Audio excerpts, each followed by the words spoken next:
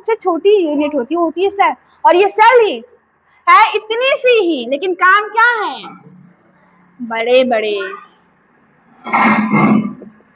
Big big काम है इसके। तो दिखती छोटी सी है लेकिन काम बहुत बड़े बड़े हैं। इसके बिना हमारी लाइफ ही नहीं एग्जिस्ट करती। अगर हमारे सेल्स नहीं हो, हमारी लाइफ भी बिना सेल्स के लाइफ एग्जिस्ट नहीं करती। अब ये सेल्स बने का मन में क्वेश्चन आया होगा ना मैम, सेल्स बने कहाँ, सेल्स आए कैसे, बिना सेल्स के हम कैसे थे पहले। तो हम सेल्स के बिना पैदा ही नहीं हुए हैं, हम सेल्स के साथ ही आए हैं इस दुनिया में। बस उसको पता करने में क्या लग गया, टाइम लग गया। तो सबसे पहले हम पढ़ते हैं हमारा सेल क्या, सेल क्या, स्मॉलेस्ट यूनिट ऑफ लाइफ, हमारे लाइफ की सबसे छोटी इकाई भी होती है, और also structural and functional. Structural and functional भी है। जो सेल्स हमारी यूनिट को क्या देता है, हमारी बॉडी को स्ट्रक्चर देता है ना। हमारे ऑर्गन्स को स्ट्रक्चर कौन देता है, सेल्स। अभी तक तुम्हें अभी क्वेश्चन में आया होगा मैम, अभी तक तो हमने पढ़ा था हमारे बोन्स स्ट्रक्चर देते हैं ना। अब मन में आना चाहिए ना मैम ने क्या पढ़ा था, स्ट्रक्चर कौन देता है, बोन्स देता। सेल कहाँ से आ गया। अब अगर बोन्स देते, बोन्स कैसे होते हैं, कैसे होते हैं, टफ, कड़क होते हैं ना। अब हमारे हड्डियां अगर हमारे ऑर्गन्स में होती, हमारा ऑर्गन्स कैसा होता, कड़क कड़क ऑर्गन्स होता। लेकिन हमारा ऑर्गन्स कड़क है, कैसा है, ऑर्गन फील कर सकते हैं ना, सॉफ्ट सॉफ्ट है, बिकॉज ऑफ सेल्स। हमारे सेल्स कैसे होते हैं, बहुत सॉफ्ट होते हैं। उसी को जैसे हमारा ऑर्गन्स कैसा है, सॉफ्ट है, ठीक है। हमारा ऑर्गन सॉफ्ट क्यों होता है, बिकॉज ऑफ सेल्स, ठीक है। सेल्स बहुत सॉफ्ट होते हैं, सेल्स को छू के सेल्स स्लिप करते हैं, सेल्स एकदम स्लिपरी होते हैं, ऐसे पकड़ोगे फिसल जाएंगे हाथ से। उनको तुम हाथ से नहीं पकड़ सकते अपने सेल्स को, ठीक है। उनको देखने के लिए हमें माइक्रोस्कोप की जरूरत पड़ती है, और माइक्रोस्कोप में भी हमें इंस्ट्रूमेंट्स की जरूरत पड़ती है, तभी अपने सेल्स को हम देख सकते हैं, ठीक है। अब देखो, अभी हाँ तुम्हारी बॉडी में हर जगह सेल्स है। जिस पार्ट में तुम्हारे सेल्स नहीं हो, तुम्हारा डेड पार्ट होता है, ठीक है। तुम्हारे बाल में सेल्स नहीं है, तुम्हारे नाखूनों में सेल्स नहीं है। तभी जब कोई इंसान मरता है, पता है, जब कोई लाइट स्टोन लिखूं,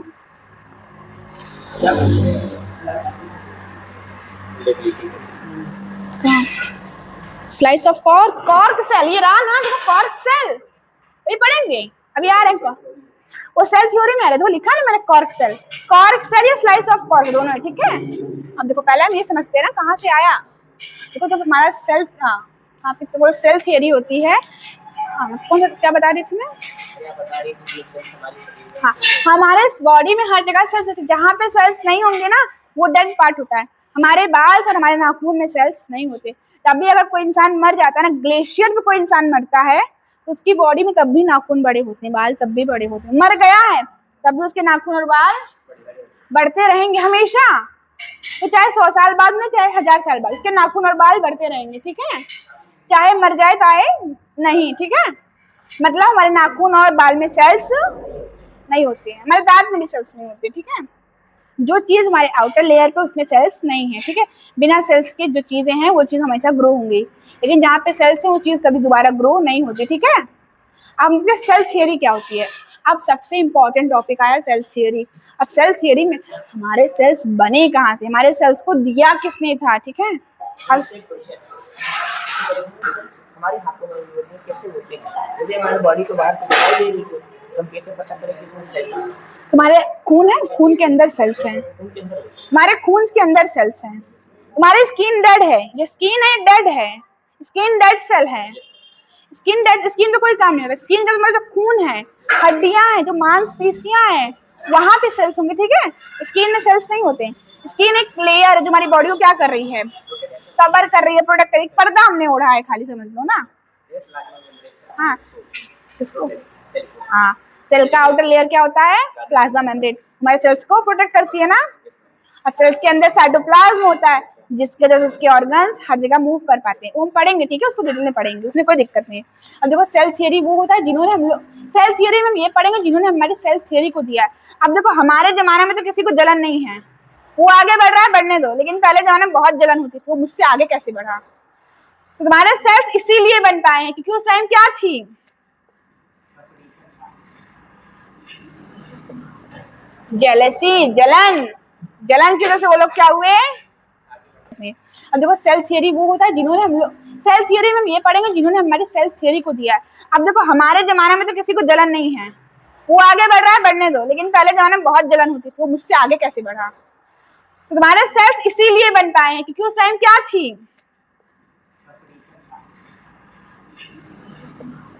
जेलसी, जलन।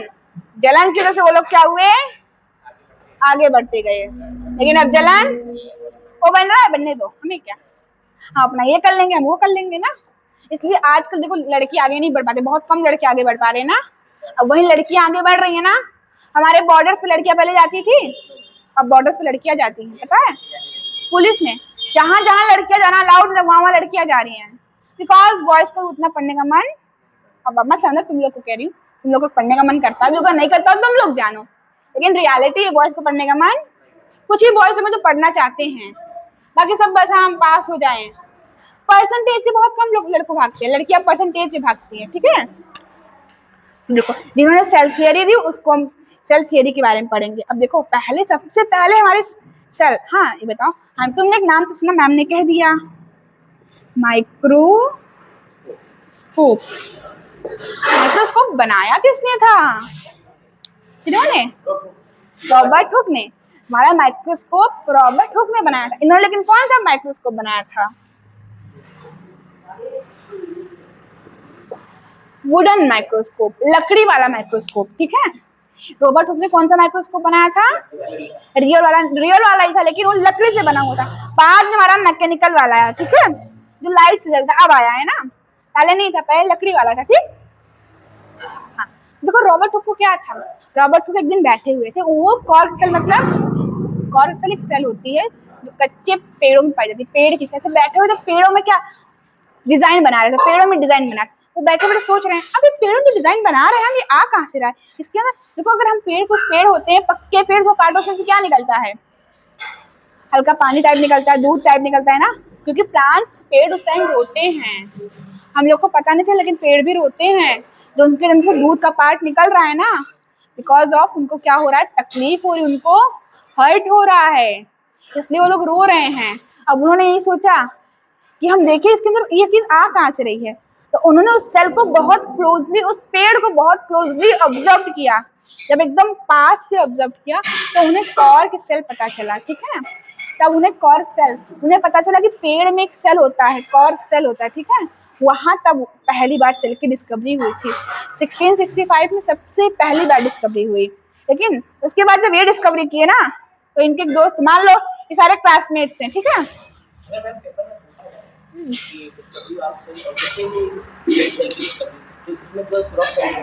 हाँ डिस्कवरी ऑफ कॉर्क सेल। बस अगर तुम्हें देखो नंबर पे डिपेंड करता है ना, अगर 5 नंबर है तो एक्सप्लेन करना पड़ेगा ना, अगर वही 2-3 नंबर में आ रहा है तो क्या लिखना पड़ेगा, discovery of cell, Robert Hooke 1665। देखो इसमें लॉन्ग नहीं पूछा जाता, ठीक है, इसमें बस तुम्हें यही पूछा जाएगा किसने कौन सी डिस्कवरी की थी। हाँ इसमें लॉन्ग में जैसे बस ये याद रखना रॉबर्ट हुक ने कब किसकी डिस्कवरी की थी। अब देखो जब ये डिस्कवरी की है ना, तो भैया जो लेवन हॉक है ना, इनको जलन चलबली मची कि ये मुझसे आगे कैसे पहुंच रहे हैं, इनकी जगह मुझे होना चाहिए था।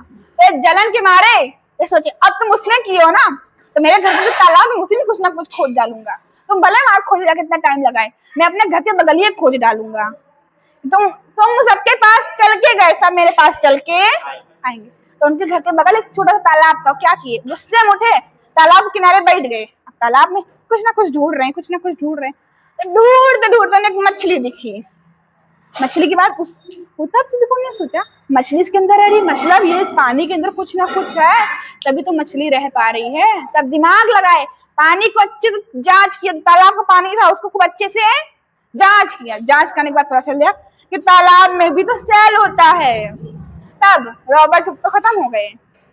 रॉबर्ट हुक वहां सोचे थे जहां मेरी प्रशंसा होगी, ये तो मुझसे आगे निकल गया बेचारा रॉबर्ट हुक, क्या हुआ वहीं खत्म हो गए। तब फिर फेम में कौन आया, जिस हमारे टीवी में होता है ना, पहले शाहरुख खान, सलमान खान थे, अब अक्षय कुमार, फिर रणबीर कपूर, शाहिद कपूर, ये सब है ना, मतलब हीरो ही बदलते जाते हैं ना।